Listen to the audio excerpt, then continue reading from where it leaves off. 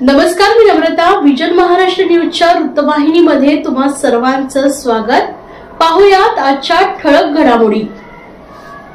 कोपरी पाचपाकडी विधानसभेचे महायुतीचे उमेदवार मुख्यमंत्री एकनाथ शिंदे यांच्या प्रचारार्थ मिसेस मुख्यमंत्री लता एकनाथ शिंदे स्वतः प्रचारासाठी रस्त्यावर उतरले आहेत.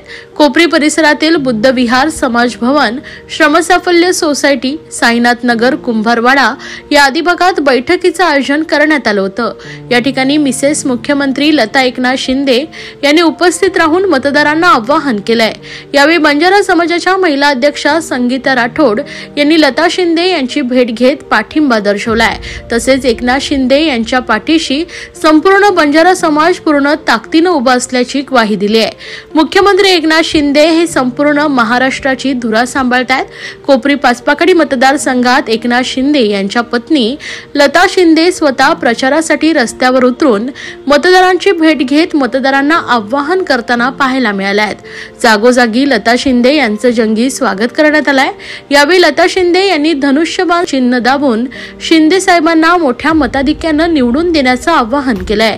या प्रसंगी माजी नगरसेविका मालती पाटील, शर्मिला गायकवाड, नम्रता पमनानी, माजी नगरसेवक भरत चव्हाण, कोपरी पाचपाकडी उपशहर प्रमुख प्रकाश कोटवानी, प्रमोद बनसोडे, रमाकांत पाटील, रोहित गायकवाड, हेमंत पमनानी, स्वप्नील लांडगे, निर्मला काळे, मनीषा शिंदे, संतोष बोडके, प्रशांत पाटील तसेच मोठ्या संख्येने महायुतीचे पदाधिकारी, कार्यकर्ते, युवा सेना, महिला आघाडी तसेच नागरिक उपस्थित होते. शिवसेना जिंदाबाद, आपली निशाणी धनुष्यबाण. तुम्हाला एवढंच सांगेन की येत्या 20 तारखेला पहिल्या नंबरचं बटन दाबून सकाळी लवकर उठायचं. साहेबांना जास्तीत जास्त मतांनी आपल्याला पाहिजे. साहेब तर निवडून आलेलेच आहे आणि निवडून येणारच आहे, पण आपल्याला आता साहेबांना आपलं लाडक्या बहिणीने एक मत आपलं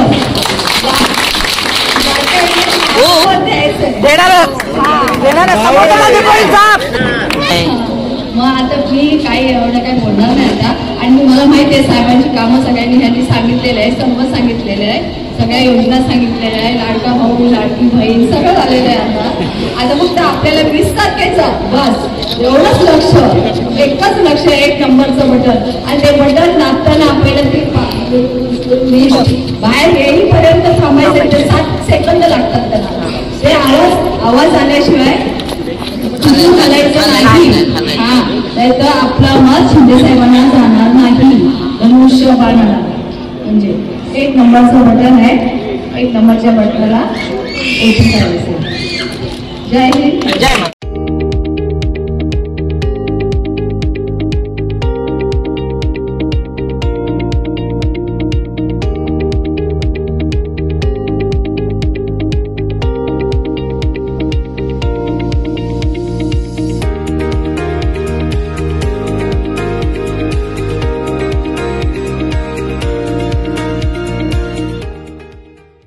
महाराष्ट्राच्या नवनिर्माणासाठी मनसेला संधी द्या, राज ठाकरे यांचे ठाण्यात आवाहन. आजही निवडणुका, रस्ते, वीज आणि पाणी याच विषयावर लढवल्या जात आहेत. तुमच्या मतांचा अपमान झाला असून देशात महाराष्ट्र मजाक बनलाय, तेव्हा नवा विचार करा. महाराष्ट्राच्या नवनिर्माणासाठी एकदा मनसेला संधी द्या असं आवाहन करून मनसे प्रमुख राज ठाकरे यांनी येत्या 20 तारखेला गाफील राहू नका अशी साथ मतदार राजाला घातली आहे. ठाणे शहर विधानसभा मतदारसंघाचे महाराष्ट्र नवनिर्माण सेनेचे उमेदवार अविनाश जाधव, ओळा माजीवाडा मतदारसंघातील संदीप पाचंगे आणि कळवा मुंब्रा मतदारसंघात ॲडव्होकेट सुशांत सूर्यराव या 3 उमेदवारांसाठी शुक्रवारी रात्री राज ठाकरे यांची जाहीर सभा ठाण्याच्या गावदेवी मैदानात पार पडली. यावेळी राज ठाकरे यांनी परखड विचार मांडलेत. माझा उमेदवार जिंकून आल्यानंतर भेटायची कोणतीही अपॉइंटमेंट तुम्हाला लागणार नाही असंही त्यांनी म्हटलंय.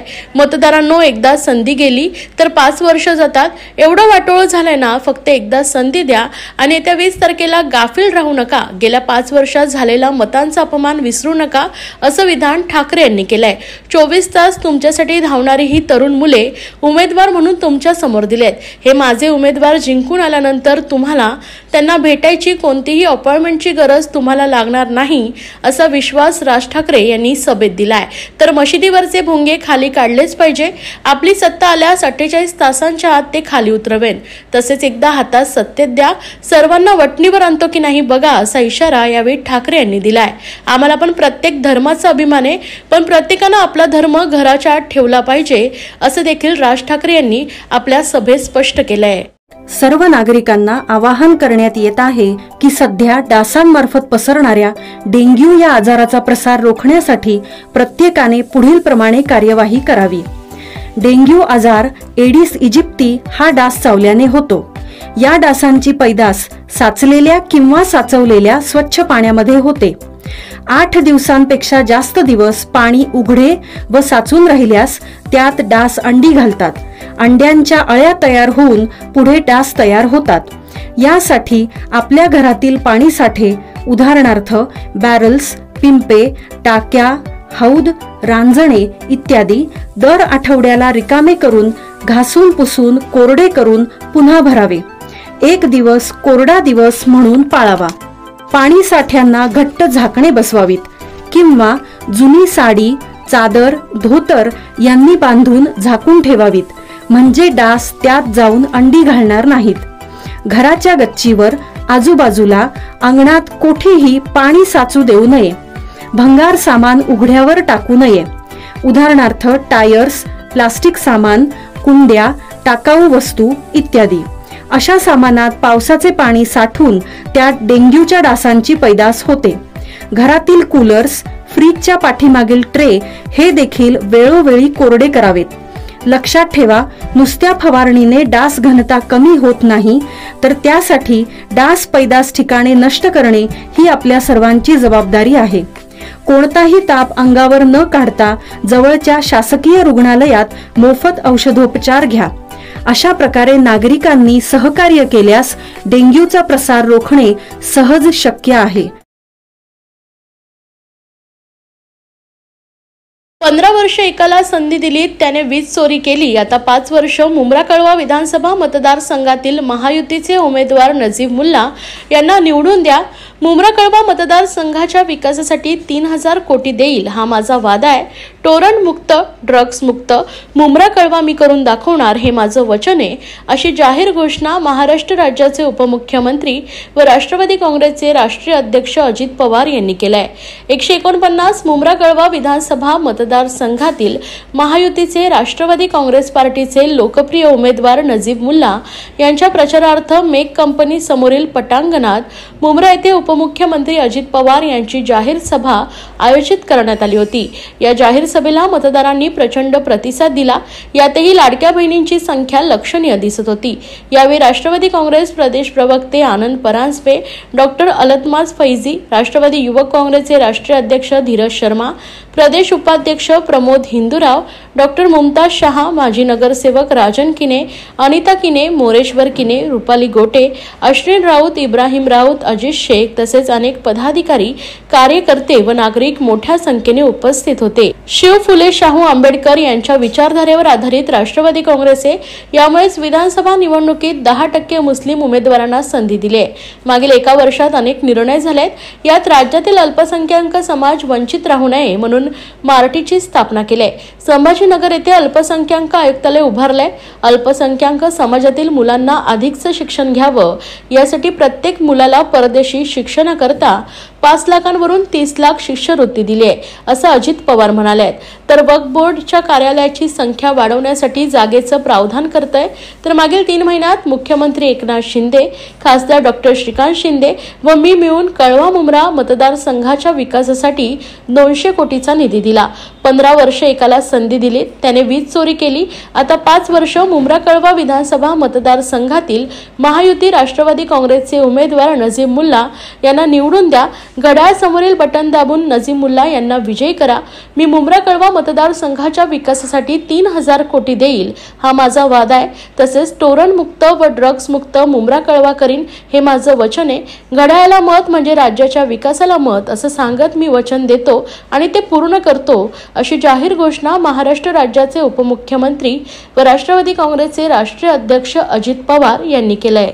महाराष्ट्रात डबल इंजिनच्या सरकारनं उत्तम काम केलं असून मुख्यमंत्री एकनाथ शिंदे यांच्या नेतृत्वाखाली विकास धर्तीवर अवतरलाय, तर विरोधक आघाडी बनवून सर्व प्रकल्प रोखण्याचे तसेच महाराष्ट्राला पिछाडीवर नेण्याचं काम करतायत। तेव्हा येत्या 20 तारखेला यांना रोखण्याचं काम करून जनतेनं कायमचं घरी बसवावं असं आवाहन भाजपचे राष्ट्रीय अध्यक्ष केंद्रीय मंत्री जगत प्रकाश नड्डा यांनी केलं आहे।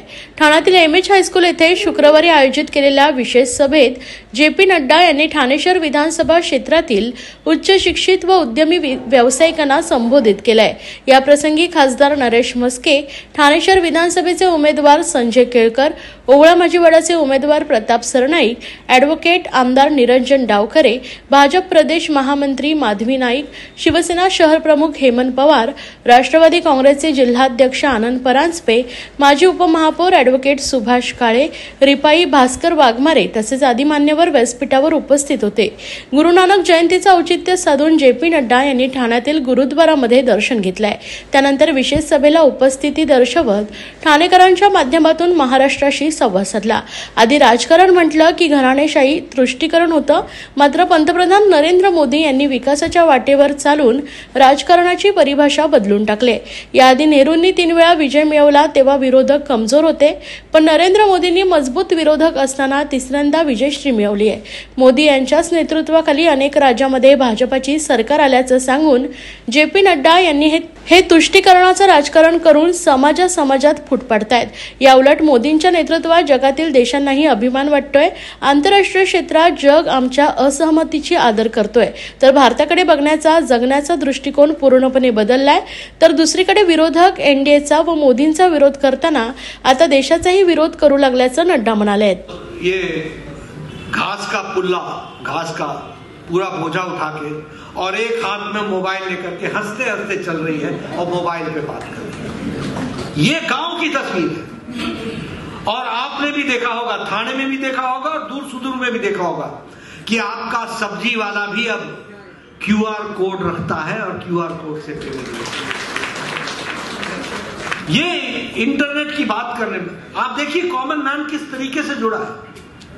यूपीआई में जो ट्रांजैक्शंस हो रहे हैं 40% of the transaction are taking place in India, that we have to understand. तो ये एक बदलते भारत की हम जो तस्वीर देखते हैं। रेलवेज की हम बात करें, आज 100 वंदे भारत ट्रेन चल रही, 97% रेलवेज इलेक्ट्रिफाइड हो गए हैं। 13 गुना रेलवेज का बजट महाराष्ट्र का बढ़ा दिया गया, 13 टाइम्स। और अगर मैं एयरपोर्ट की बात करूं तो पहले 74 एयरपोर्ट्स थे, आज 158 एयरपोर्ट्स हो गए। और आपको जानकर के खुशी होगी कि आपका नवी मुंबई का इंटरनेशनल एयरपोर्ट उसको भी फुल्ली ऑपरेशनल कर रहे हैं, 2025 में हो जाएगा। उसी तरीके से न्यू टर्मिनल बिल्डिंग के लिए 423 करोड़, कोल्हापुर के लिए 250 करोड़। हर दृष्टि से आपका, परसों में शिरडी था, शिरडी का इंटरनेशनल एयरपोर्ट, उसके लिए 500 करोड़ रुपए। यानी और मुझे बड़ी खुशी होती है, अभी मैं नासिक जाऊंगा, जहां लैंड करने वाला वहां क्या लिखा है, इंटरनेशनल एयरपोर्ट। आप देखिए how we are thinking, how Modi ji is thinking, कैसे लिंकेज करने की बात हो रही है, कैसे दुनिया के साथ जुड़ने की बात हो रही है। इंफ्रास्ट्रक्चर को हम इंटरनेशनल लेवल का बनाएंगे और जब बनाएंगे तो पैसेंजर भी आएगा और इंटरनेशनल फ्लाइट्स भी आएंगे और विकास होगा। इस तरीके से जोड़ने का प्रयास हो रहा है। या होत्या आजच्या ठळक घडामोडी। अशाच राजकीय, सांस्कृतिक, क्रीडा क्षेत्रातील बातम्या पाहण्यासाठी पाहत रहा विजन महाराष्ट्र न्यूज ही वृत्तवाहिनी। विजन महाराष्ट्र न्यूजच्या फेसबुक चॅनलला व युट्यूब चॅनलला फॉलो आणि सबस्क्राईब करा। धन्यवाद।